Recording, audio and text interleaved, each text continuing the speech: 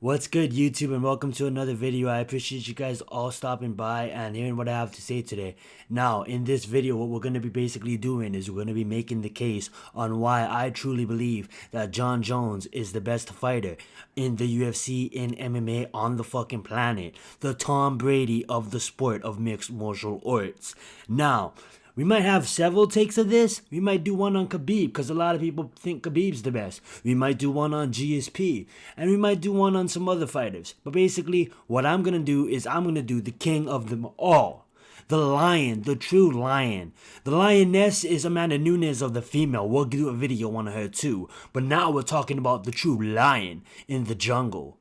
When other lions come and try to dethrone this lion prevailed every fucking time.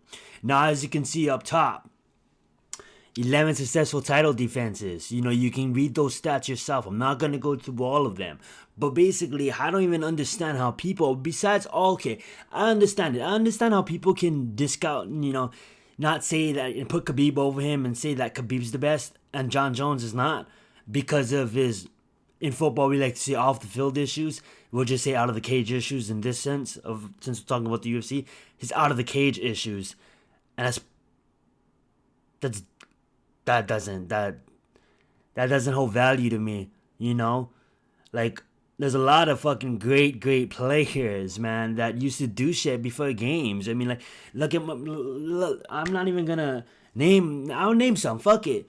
Mike Tyson, you got fucking Lawrence Taylor, you got Michael Jordan. I'm not gonna go into what they did, but they haven't always been the greatest examples for the public. You know what I'm saying? So if you think about, those are all fucking GOATs in their own way. So it takes a lot to become GOAT status, and obviously Brady too at the Deflategate. So basically, like, everybody, obviously, I'm not gonna get into accusations, I'm not gonna get into discussions about that, but anyway, long story short, like, any great athlete goes through hard times, you know what I'm saying? And Khabib's instance, Khabib is a rare athlete. That Khabib is he's just rare. That's why he deserves a video.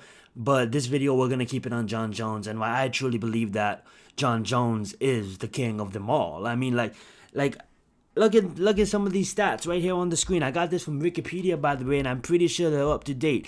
One stat that sticks out to me is right here: most wins in the UFC title fights, 14. I mean, like, Anderson Silva, I believe, got 12. I have to go check my numbers. It's been a long time since I looked into Anderson Silva's career, but he not only, I truly believe, had the best, when speaking of Anderson Silva, when people bring up Anderson Silva, I like to say that Anderson Silva, the only thing that Anderson Silva got on Jon Jones is, I believe that Jon Jones is the GOAT. But if you had to stack up the primes, who had the best prime, I think that Anderson Silva had the best prime out of every fighter. That's what I'm not gonna give Anderson Silva the GOAT fighter just because of his last couple of fights. Ever since he lost to ever since he lost to Chris Weidman those 2 times, and his whole downfall after that, he's not GOAT status, but he is number 1 in prime. Like, Anderson Silva's prime, and Anderson Silva, when it was in his prime, nobody could fuck with Anderson Silva, and that's facts. That's just not my opinion. That's fucking facts. Ain't nobody could fuck with Anderson Silva when Anderson Silva was in his prime. And I'm just gonna pull up Tapology right now because they do a really good job on bringing you some good information. So I'm just gonna talk about Jon Jones, and like, obviously that's why I clicked on this video, why I truly believe he's the GOAT. Okay, the guy is 26-1. If you can go on Tapology.com if you guys want to follow along.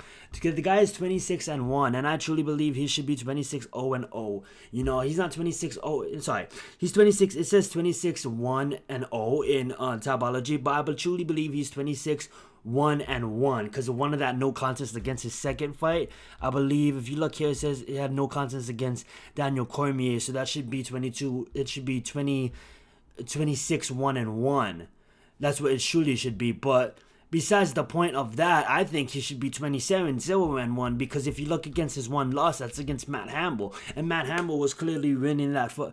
Jon Jones was clearly winning that fight. He got him with an illegal upwards elbow, but at the end of the day, if you go back and watch that fight, Jon Jones was demolishing Matt Hamill, and Matt Hamill. I remember him being in the UFC. I love the fact that, we had a deaf guy in the UFC and he did his thing.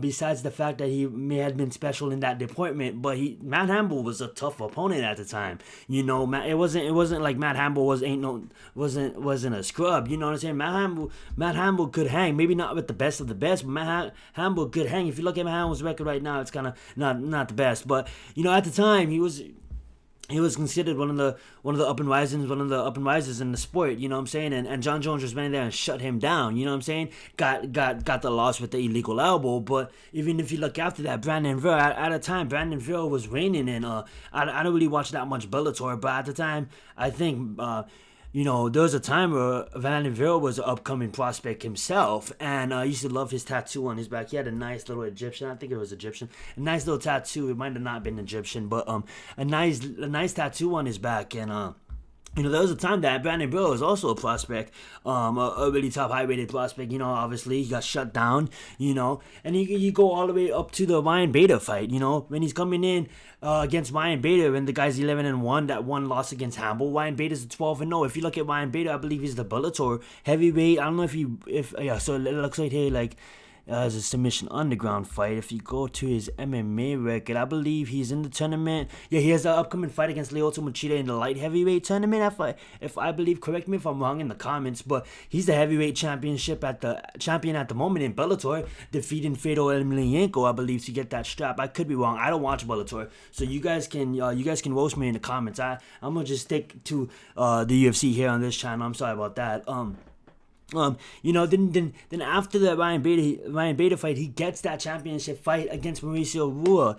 Shogun, Shogun at the time, he won pride. He really won pride. He really was considered as one of the top, if not the best, one of the best light heavyweights at the time. He comes and he throws a flying knee. Shogun in his prime. Shogun was kind of exiting his prime, but still in his prime. He comes out throwing a flying knee as Shogun opening the fight. You know what I'm saying? What do you think it's George Masvidal got that idea from? Nah, I'm just joking. But he comes out, Shogun Rua, he throws a flying knee at Shogun. Then he goes and he beats my favorite fighter at the time, Quinton Rampage Jackson. I grew up a big Rampage fan. He beats Rampage Jackson with a rear naked choke. Then he goes and he beats Lachito with a guillotine choke. And that when he was standing up on when he was standing up and he got that guillotine on Machida, he was just, when Machida dropped, you can go find a meme of that till this day, and he just, it was bad. And he knocked out, he didn't knock out, I'm sorry, he got a decision against Rashad Evans. That's 1, 2, 3, 4 at the time, not counting Bader. You got Rua, you got Shogun, you got Jackson, you got Machida, you got Evans, back to back to back to back. When he fought Machida was fucking 17-2 at the time. You know what I'm saying? Coming against losses,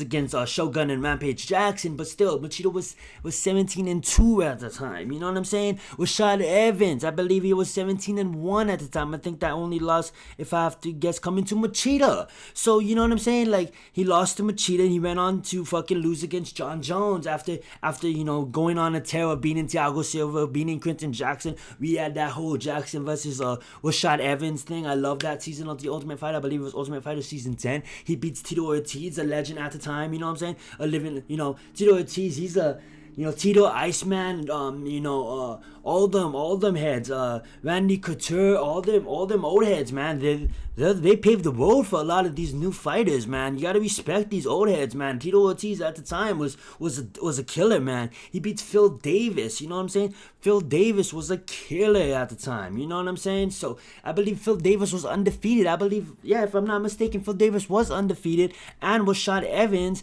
gave Phil Davis his first loss. Now, if you go on to Phil Davis's career, we're not gonna go. Well, I'm getting sidetracked right now, but let's just go back to the main topic at hand. Jon Jones, why he's the best, why he's the GOAT, why he's the Tom Brady of the UFC.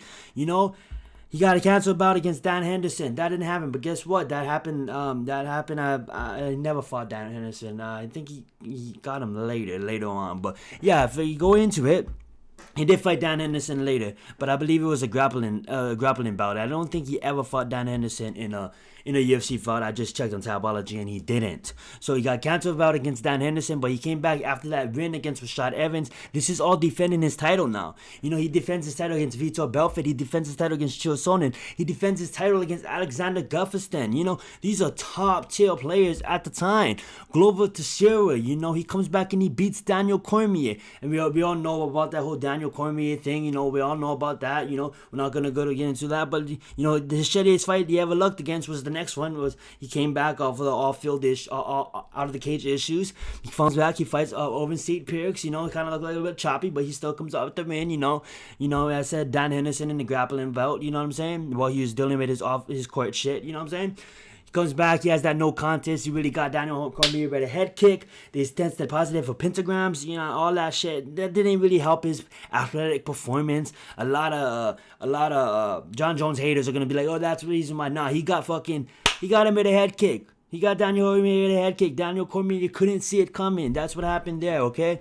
Then he comes back and he beats Alexander Gustafsson again. He goes and he beats him again with some ground and pound punches, okay? Then he beats Anthony Smith and Thiago Santos. I'm sorry. No, Anthony Smith, he couldn't, you know, got exposed. Anthony Smith got exposed against that fight. Thiago Santos put up a really good fight against Jon Jones, being the fact that he did sprain his ACL in the fucking fight. Something like crazy like that. Man, imagine that shit. You know what I'm saying? So, man, shout outs to Thiago Santos for putting in a good showing. So, Jon Jones gets the victory there. And then he obviously has that controversial win against Dominic Reyes. Me personally watching that fight, I thought Reyes won the first time I watched him, and I went back and I looked at it. I could obviously see why the judges could give it to Jones. I'm a Max Holloway fan. It wasn't like one of those Max Holloway versus it's not being biased too. Max Holloway versus Alex 2. It was more like it wasn't like that. I could see why they gave it to Jon Jones. He did land a lot of leg kicks in that fight, but I could also see why a lot of people said that Dominic Reyes won that fight. But guess what? Dominic Reyes did get that hype from that fight, and it led him to a championship fight, which he lost against Han Valkovich, which Han Valkovich just beat Izzy. So Han Valkovich is the fucking brawly of that division. So it leaves me to the point where why doesn't people like I hand this guy. I mean, like, you know, I hand this guy the GOAT. Like, he's the Tom Brady. If you take off the out of the cage things, I understand why people would not count him as the GOAT because of his out of the cage issues. But to wrap all of this up, man, if you look at it, Jon Jones is the greatest to ever do it. Point blank, period. Ain't no fucking question. Greatest to ever do it. That being said, I appreciate you guys fucking watching this video. Stay tuned for more videos about the UFC. I'm a Giants fan, as you can see in the background. Videos about the Giants. I'll probably be covering some NFL shit, a little bit of the NBA, but mostly UFC and the Giants and the NFL and stuff like that. So stay tuned. I'm not going to really have an upload schedule yet, so it's just going to be videos flying past you. So make sure you hit that sub button. You know what I'm saying? For you can get the latest content. I'm going to have everything in playlist for you guys who will be easily able to view it. Everything will be easily organized so you guys know what videos that that you guys want to be into at the time. I'm probably gonna do a video of this about Khabib, but we'll do for sure a video about this about Khabib and Amanda Nunes. And if I can find any other fighter, which there's a handful, but most of all, there's gonna be a video about Khabib. There's gonna be a video about Amanda Nunes. Then we'll probably do like the best fighter in their prime. Like I said earlier in the video, like I think Anderson Silva had the best primes. But if you put it stacks and stacks and you stack everything up, Jon Jones is the GOAT. Jon Jones is the Tom Brady of the UFC. And there ain't no doubt about it, you know. As you can see, man. Speaks for itself, bro. The guy's a fucking GOAT. And if you get that Francis Ngannou fight, let's see what happens there. We'll get into it a little bit later. We'll get into a lot of other UFC shit a little bit later. But I want to thank you guys for watching. You guys all have a good day. Thank you.